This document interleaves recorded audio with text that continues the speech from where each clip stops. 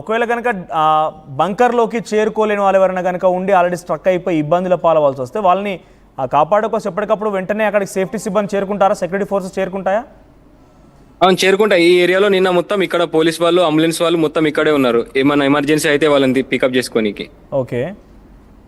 So మీరుండే ప్లేస్లో ఇప్పుడు అక్కడ ఎటువంటి ఎమర్జెన్సీ అలర్ట్స్ ఉన్నాయి? అంటే ఒక ఎమర్జెన్సీ సిచ్యువేషన్ ఉంది, ఫ్లైట్స్ ఎగరడం లేదు, అంతా కూడా నిలిపివేశారు, సివిల్ ఏవియేషన్ క్లోజ్ చేశారు, పబ్లిక్ ట్రాన్స్పోర్టేషన్ క్లోజ్ చేశారు, క్రౌడీ ప్లేసెస్ ఉండకూడదని చెప్పి ఆదేశాలు జారీ చేశారని మనకు ఇక్కడ ఇన్ఫర్మేషన్ అందుతోంది యాజ్ పర్ గూగుల్ అవన్నీ కూడా మనం చూస్తుంటే. సో అక్కడ నిజంగా అటువంటి సిచ్యువేషన్ ఉందా? క్రౌడీ ప్లేసెస్ ఉండకూడదు అని చెప్తున్నారా? అలాంటి ప్లేస్ అనేది ఏం లేదు. కాకపోతే సేఫ్ గా ఉండండి, సైరన్ వచ్చినప్పుడు బంకర్స్ లోకి మాత్రం వెళ్ళండి అని రెడ్ అలర్ట్ అనేది జారీ చేస్తారు. పర్లేదు, మీరు ఫ్రంట్ క్యామ్ ఆన్ చేసుకోండి, పర్వాలేదు, మీతో మాట్లాడతాను నేను ఇంకా. సో ప్రజెంట్ ఇరాన్ ఆ వార్నింగ్స్ని ఇజ్రాయెల్ ఎలా తీసుకుంటుంది, ఎలా చూడాలి అంటే ఇప్పట్లో ఈ యుద్ధం ముగిసే అవకాశం ఏదైనా కనబడుతోందా? అక్కడి పబ్లిక్ కానీ ప్రభుత్వాలు కానివ్వండి, సెక్యూరిటీ ఫోర్సెస్ ఏం చెప్తున్నాయి? ఇక్కడ నేను నా మట్టికైతే నేను ఇక్కడ ఇజ్రాయెల్ సిటిజన్స్ వాళ్ళని అడిగాను, ఏంది వారు ఎప్పుడు ముగుస్తుంది అంటే ఇవన్నీ మాకు కామనే, మీరేం భయపడకండి అని వాళ్ళు చెప్పారు. ఇక్కడ వాళ్ళ దగ్గర చూస్తే ఉంటే వాళ్ళకి ఇవన్నీ లైట్ గానే అనిపిస్తున్నాయి. అంటే నార్మల్ గా వాళ్ళు ఇవన్నీ ఫేస్ చేసిన వాళ్ళలాగానే చెప్తున్నారు. ఓకే. సో వాళ్ళు కంటిన్యూస్గా సుమారుగా 1-2 years అవుతుంది కాబట్టి పెద్దగా అలవాటు పడిపోయినట్టుంది. కానీ అది ఇదివరకు ఎప్పుడైనా హర్ట్ అయిన వాళ్ళు ఉన్నారా? అంటే ఈ యుద్ధం వల్ల చాలా తీవ్రంగా గాయాల పాలైన వారు కానివ్వండి, లేకపోతే హర్ట్ అయిన వారు, బిల్డింగ్స్ కొలాప్స్ అయిన సిచ్యువేషన్స్ కానీ అలాంటివి ఏమైనా ఉన్నాయా? సిచ్యువేషన్ అక్కడ వాళ్ళు ఎవరైనా పంచుకుంటున్నారా? ఇక్కడ హెర్జిలియాలో మెక్డొనాల్డ్స్ అనే ఒకటి ఉంటది. ఓకే. అది నిన్న ఏదో చిన్న దాడికి అది ఫైర్ అయినట్లు చెప్పారు. ఓకే. అంటే ఇరాన్ చేసిన దాడితోనే ఇరాన్ చేసిన అది మిసైల్ అనేది మిస్ఫైర్ అయిపోయి అది శిథిలాలు అనేది దానిపైన కూలాయంట. ఓకే. అంతే, ఇంకా వేరే ఏం లేదు. ఓకే.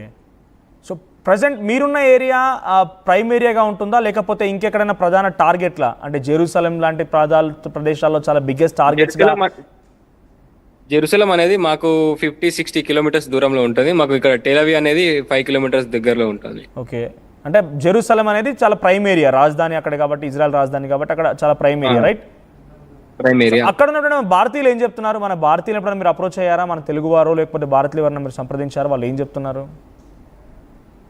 వాళ్ళు నేను వచ్చి ఇక్కడికి 1 year అవుతుంది. వాళ్ళని అడిగాను, ఇదేంది ఇక్కడ ఇట్లా ఉంది అంటే, ఇవన్నీ ఇక్కడ ఏం కాదు, ఇక్కడ డిఫెన్స్ సిస్టమ్ బాగా స్ట్రాంగ్ గా ఉంటుంది, మేము 5 years నుంచి వెళ్ళి ఉన్నాము, మేము చూస్తూనే ఉన్నాము, నువ్వేం టెన్షన్ పడకని నిన్న చెప్పారు. ఇండియన్స్ ఎలా ట్రీట్ చేస్తారు? ఇండియన్స్ ని చాలా బాగా ట్రీట్ చేస్తారు. ఇక్కడ అందరూ కలిసిమెలిసి ఉంటారు. ఓకే. సో ప్రజెంట్ ఇంకా అక్కడ ఇజ్రాయెల్లో సిచ్యువేషన్ గురించి మీరు చెప్పాలంటే ఏం చెప్తారు? అంటే రాత్రి కాగానే ఒకసారిగా ఎమర్జెన్సీ సైరన్లు మోగడం అంతా కూడా ఒక హడావిడి సిచ్యువేషన్ ఉంటుందా?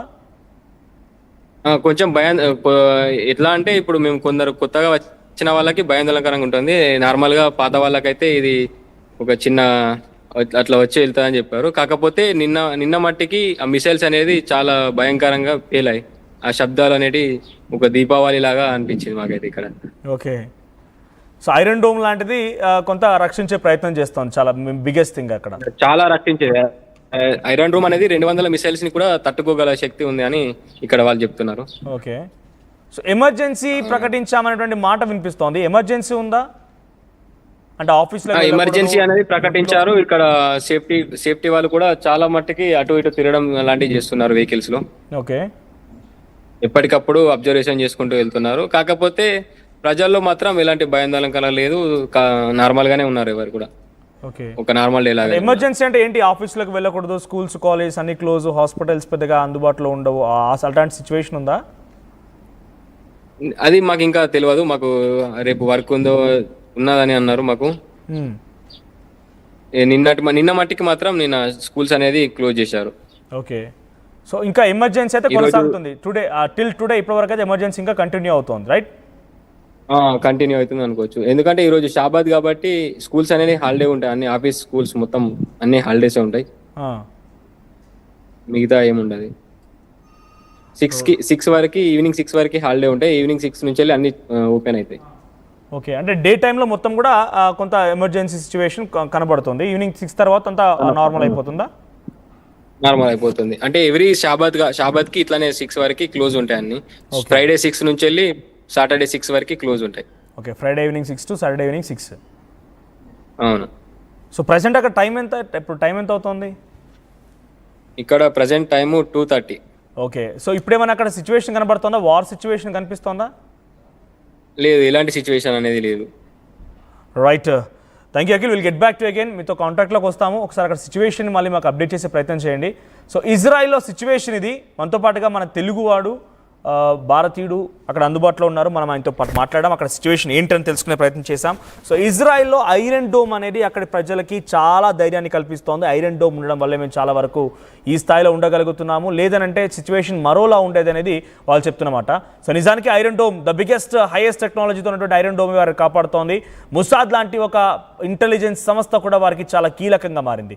ఈ సిచ్యువేషన్లో ఇజ్రాయెల్ అందరూ కూడా పెద్దగా ఇబ్బంది ఏం లేదు. మాకు ప్రతి ఇంటికి కూడా బంకర్స్ లాంటివి ఉన్నాయి, మాకు సైరన్స్ వస్తూ ఉంటాయి, రెడ్ అలర్ట్ అనే యాప్ ఉంది, ఎప్పటికప్పుడు సమాచారం మేము తెలుసుకుంటూ ఉంటాం. దీని ద్వారా మేము దాన్ని పూర్తిగా తెలుసుకొని వాటిని కంట్రోల్ చేసే ప్రయత్నం చేస్తాం, వాటిని ఎదుర్కొనే ప్రయత్నం చేస్తామని చెప్తున్నారు. సో ప్రజెంట్ అక్కడికి సంబంధించిన సిచ్యువేషన్ పైన ఇజ్రాయెల్లో ఎగ్జాక్ట్గా సిచ్యువేషన్ ఇప్పుడు మనం వెరీ ఫస్ట్ తెలుగు మీడియా ఆర్టీవీతో మాత్రమే సాధ్యమవుతుంది ఇటువంటి ఒక డేరింగ్ సిచ్యువేషన్ అనేది. సో అఖిల్తో అందుబాటులోకి వెళ్ళాం, ఆయనతో పాటుగా చాలా విషయాలు పంచుకున్నాం. సో ప్రజెంట్ మనతో పాటుగా రైట్ అక్కడి నుంచి మరొక తెలుగు వ్యక్తి రవి మనకి ఎప్పటికప్పుడు మరింత సమాచారం కూడా అందిస్తున్నారు. అక్కడ జరిగిన సిచ్యువేషన్ ఎలా ఉందనేది ఆయన మాటల్లో విందాం. నా పేరు సోమారవి, ఇజ్రాయెల్ తెలంగాణ అసోసియేషన్ అధ్యక్షుడిని, ఇజ్రాయెల్ నుండి మాట్లాడుతున్నాను.